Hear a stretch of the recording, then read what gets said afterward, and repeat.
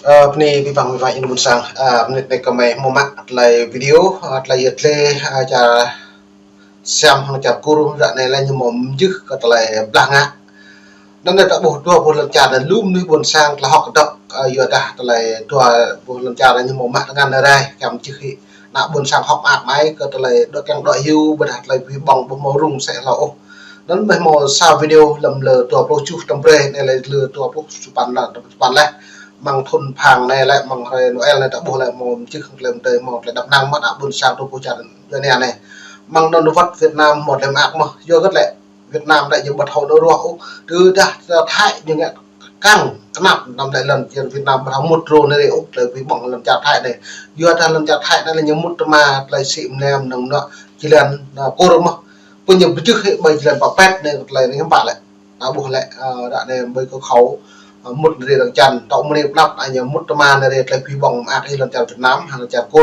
một niệm nắp ta cao bắt hậu địa chiến lược cái nhiều nắp trong mệt vả về để xem mượn lại video bên lon này của mình một mạng này mệt vả để xem lằng này chi phí thỏa thuận ngừng bắn sáng ngày 27 tháng 12 tại cửa khẩu quốc tế Phnom Penh giữa tỉnh Pha Linh của Campuchia và tỉnh Chanthaburi của Thái Lan.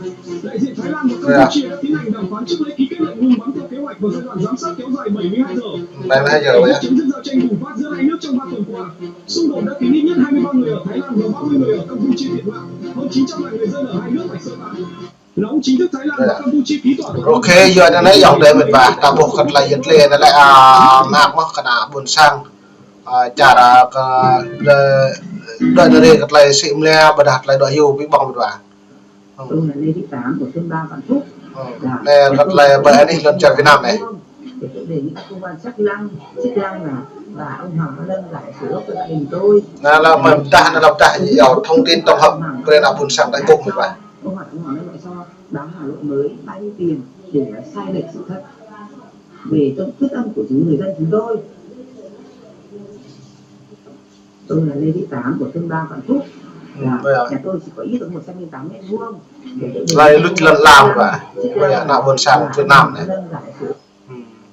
Đây là dòng thế này mà ta một là một là ruột mất về và về xem là làm cuộc này. Lên tiếng cảm ơn Việt Nam vì trung gian đứng ra kêu gọi hòa giải, góp phần giúp hai bên đạt được thỏa thuận. Mà đâu Việt Nam đó thì lại do một công treo theo thư mặc cảm chứ lại hòa giải tôi của này. Campuchia đã để mất nhiều khu vực vào tay phía Thái Lan.